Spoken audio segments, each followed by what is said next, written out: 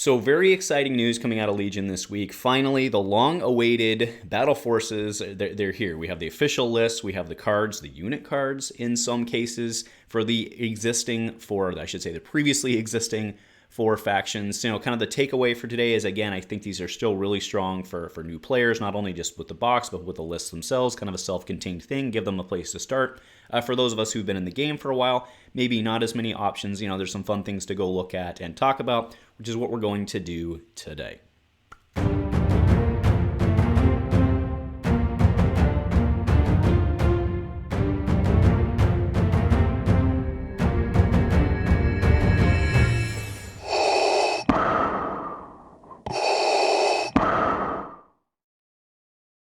A huge shout out to our channel members for supporting what we do here. If you want to get involved with the channel and the Dice Commando community, please consider joining as a channel member. Remember, these videos are only possible with your support. You can show that support with a like, a subscribe, and by leaving us a comment and sharing your feedback. Community first, and go Commando. Hey there, folks, and welcome back to another Lazy Legion Sunday here on Dice Commando, talking Star Wars Legion. Thanks very much for tuning in. I hope you guys were able to get a game in this week. I was. Kind of a disappointing game. I finally got my Wookiees done. I was able to get them on the table with that list that we talked about last week. Brent and I got the game in, and did not go well for me. Did not go well for me. This white dice are not my friend. So anyway, talking the battle forces today. Now, we talked the 501st a couple weeks ago, so we'll hit on that, but kind of go through that one a little faster. So let's just do that one first. The takeaway from this, I think overall as we go through it, as you'll note, I think what I didn't know before, or what we didn't know before, was that core only has to be phase 2. So your allowed units are Anakin, Rex, or the Clone Commander. We knew that. Phase 2s are the only core you can bring. Spec Ops are ARC Troopers. No strike teams, which is interesting. It does say special, and that's for the construction, because I'll draw your eye to the special rules. During army building, you may include one ARC Trooper strike team for each non-strike ARC, right? So that's an interesting way to do it. I think it probably makes sense because you can't just throw it in. Anyway, and you are allowed to run Echo and Fives, obviously. The ATRT, the Bark Speeder, and the LAT. The rank requirements, so each army must include 1 or 2 commanders, right? So there was some confusion before over only being able to bring 1 commander. You can bring 2, so you can run Rex and Anakin. Makes sense there. Core, each army must include 1 to 4. 1 to 4. That's interesting. And then Spec Ops, right? That's the same rules we talked about before. Okay? So pretty much in line with what we expected there. I'll bring up the cards again. I don't know about these. I don't know. Like, I don't necessarily think the cards are, but again, I had a whole episode about it. We don't need to waste a bunch of time on it, but kind of the takeaway is I don't know that these cards are worth the list restrictions, especially with how expensive. I mean, phase 2s are really, really, really good. I mean, I'm not a guard player. I'm a clone player. But this list is a little disappointing, I think. The box itself is fine. Again, if you're just getting in, it's fine. I think if you have existing stuff at all, you're not interested in the box. So yeah, but if somebody new wants to go pick up they're all the same price. It's also one of the lower value ones, but again, if it's still a great value, right, in terms of purchase price, if you want everything in there, right? If you don't need the stuff in there, it's not as good value. So, but hey, at least there's no exclusives. I was totally convinced that there was going to be some exclusive sculpt, and not maybe an exclusive unit, but an exclusive sculpt in these things when they came out. And there's not. So I do think we as the community do have to be pretty happy about that, right? We don't have to go out and buy some $150 set to get some unique sculpt, but because that would kind of that's an FFG move. We're an AMG now. So, all right, moving on to the Separatist Invasion Force. So, special rules. The field commander keyword cannot be used in a Separatist army here, which that's interesting. All right, so allowed units, we have Dooku, Grievous, and the T-Series. The T-Series, not the Super. Okay, you can bring Maul. He was there, right? He was there on the battle force. I mean, I think we're trying to do the Naboo thing here, right? I mean, it doesn't specifically say that, but anyways. So core B1. Spec Ops, IG, the Magna Guard. So you can have Magna Guard, which they're really, really, really good. They're probably, I think that's what Brent and I agreed last week, probably the best Spec Ops out there, I think. So Droidekas and Staps. Droidekas and Staps are basically there. the heavy for the AAT. So let's go ahead and move into the rank requirements, because that's what I think is interesting about this. So each army must include one commander unit. So you get one. Okay, operative may include up to one, so you do not have to bring Maul, but you can bring him. And when I refer to him, it's because he's the only one allowed as per the list, right? So you can run Dooku, Grievous, or the T-Series, one of them. You can run Maul or not. And then you move into your Spec Ops. Each army may include 1 to 2 Special Ops units, so you can bring 1 or 2 Magna Guard units. Core, each army must include 4 to 8. It's a lot of B1s to assemble. B1s are a pain in the butt to assemble, so I don't know how new player friendly that is exactly. They're super easy to paint, though, if you go the contrast method with Wraith Bone and then just slab on your skeleton horde and call it a day. That's pretty awesome. Support. Each army may include up to 3 support units, okay? So your droidekas and stuff like that. All right, and here's the big one. Each army must include 1 to 2 heavy units.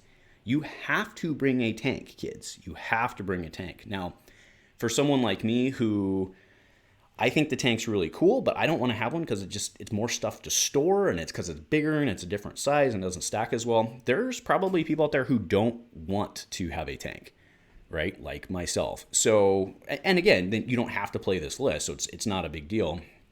So let's see if the cards are worth it. All right. So the 1 pip, each friendly unit that is issued an order using this card gains 1 standby. That's interesting. Right. Now it's only 1 unit though, but that doesn't suck. So, because remember, that's in addition to your activation. So that's pretty good. All right. The 2 pip, Unrelenting Assault. Great art there with Grievous. I love it. After a friendly, so 2 core, after a friendly core performs, now remember, you want to issue order to core here, so you can do your droid chain, right? So after a friendly core unit performs a ranged attack, if it spent 1 or more aim, another friendly unit at 1 to 2 may gain 1 aim.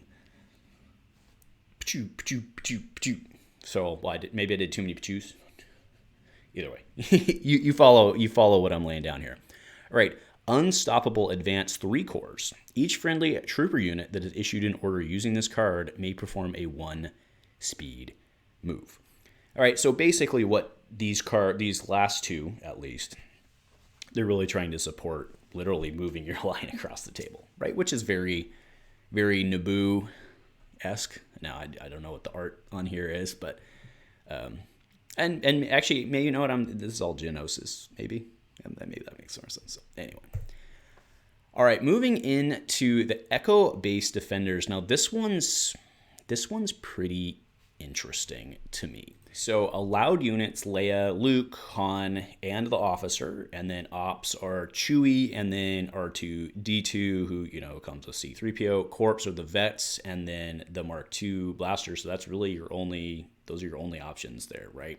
You can run the Tauntaun Riders, which are pretty good, and then the cannon team, and then you can, of course, run airspeeders. I think that would be expected. So rank requirements, each army must include 1 to 4 commander and operative units, right? So this is actually a bucket, right? Must include 1 and up to 4, and at least 1 unit has to be a commander. So it makes sense why they write it that way. But just keep that in mind. So each army must include 3 to 6 core. So that's 3 to 6 vets, right? And then remember that the vets, you can bring 1 with the way the vets work, or the blaster works, I guess. You can bring 1 blaster per vets unit. So that's probably what you're going to do, right? You're going to run 3 and 3, I would think. Support, each army must include 1 to 4 support. And heavy, each army may include up to 2 heavy units, right? So there's no minimums other than your commander stuff, which was pretty standard anyway. Well, and your core, but you're gonna run around. Those guys are pretty good, right? So each army must include. I would think you're gonna run snow speeders or air speeders. I would think you're gonna run. Yeah, there's snow speeders in this case, right? I think that's fair. I think you're gonna run speeders here. They seem pretty good after its recent errata. So that's interesting. Now let's go ahead and go into the cards, right? So delaying tactics, the 1 pip, 1 unit, so going anywhere.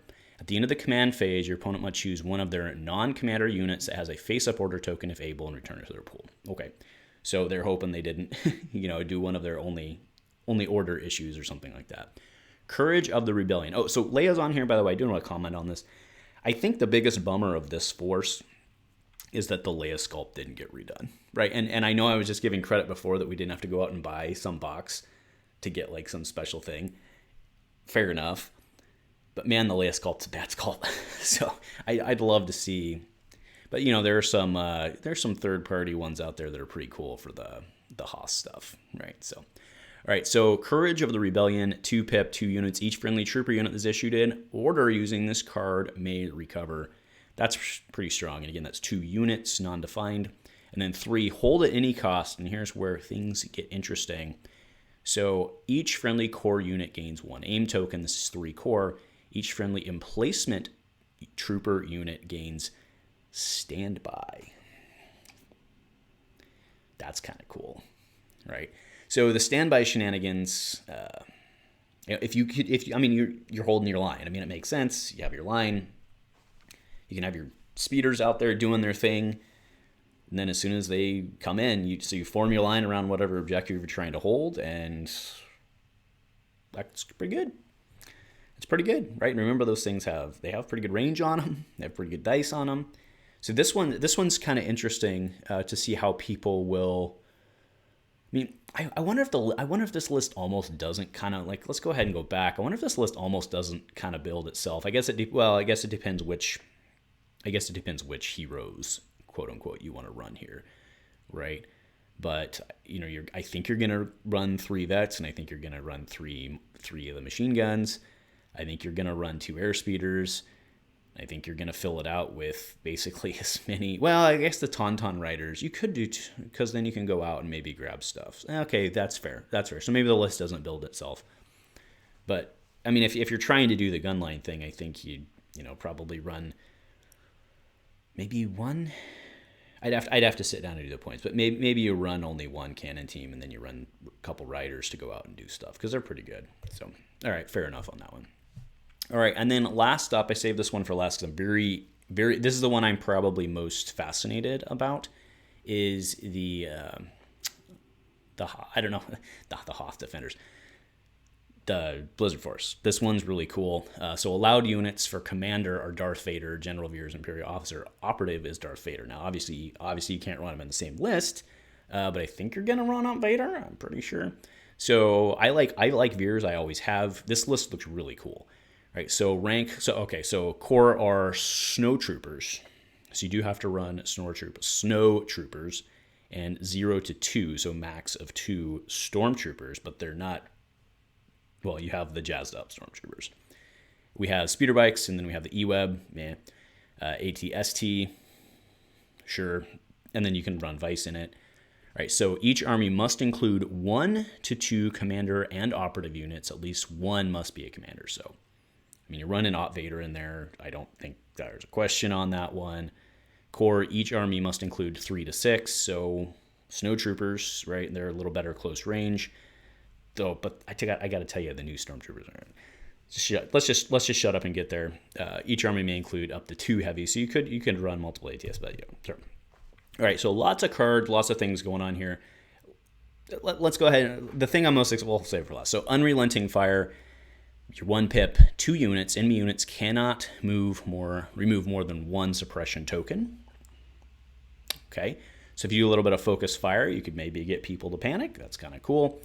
Overwhelming Barrage, Blizzard Force only 2 units. There you go. There's your range 4+. Do keep in mind you can combine that with the other one, or with Veers's, right? So you get some, call in your AT-ATs, right, for that one. So that's pretty cool. And once this round, at the end of the activation phase of a non-friendly commander unit, it may perform an attack of a friendly. Right, it's basically doing this. It's doing the same thing that we're used to on all the other cards that are out there. Right, Veers has it, the Seppies have it, the clones have it. Right, it's your 4+. Do something. All right, sorry about that. Loud motorcycle decided that he needed to idle right out in front of the house. So debark for ground assault, the 3 pip. Each friendly core that is issued in order gains spur. Right, so they can get that move for adding the suppression. That's pretty cool. if you need to move in, not a bad deal. Now do note that most of your guys only have the one, but so weapons of each friendly core trooper unit that is issued an order gains suppressive. So that's really cool if you can somehow get enough on that then the next turn you could like unrelenting. You know what I mean? So like you could debark and then unrelenting, I think that's the play there. So, but you also need to work in the 2, because if you're running the 2 pip and you're running Veers with his, like, I guess you have Veers in the back and then Vader in the front, and then you like call in the shots. Yeah, this is really interesting to me. So, all right, let's get to the meat of this baby. So the stormtroopers, okay, and I do like that they put 2 of them on here because that's what you can run. So this is the special stormtroopers unit, which you can run 2 heavies in this. Now, do note, I was in my head, I was like, man, you can run 2 heavies and then still equip the specialist. You cannot. This can only equip 2 heavies. You have nothing else. But there's a number of very interesting options here.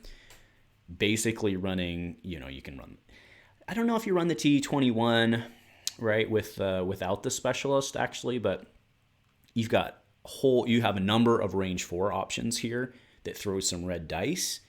So I guess that's kind of where my head is. Like, you have some range 4 options here. You have Veers, so like those guys can kind of be with Veers, I think, because again, they only have the 1 health, they only have the 1 courage. So like maybe with the range 4, you kind of use them as snipers. I mean, not really in the truest sense at all, because they don't have precise and all that, but like that's very interesting to me, the build options there. So this one I think's easily the one I'm most excited about to see what people do with it. Try it out. I personally, I don't have any snows, so I don't know. I'm gonna have to probably proxy stuff just to try it out, and then if I like it, we can, because I do really enjoy playing the Empire. My current Empire list is an Iden list, but again, you don't have to play these. So anyway, very, very interesting. I'd love to know what you guys are most excited about, what you want to try out. Are you excited about the Stormtroopers too? Are you more excited about the standby sharing? I think of these battle forces, the ones with I think the Rebel and the Empire ones are probably the more exciting. Maybe that's just because they're the older ones and or the older factions, and they, more change, I guess, for them is more exciting.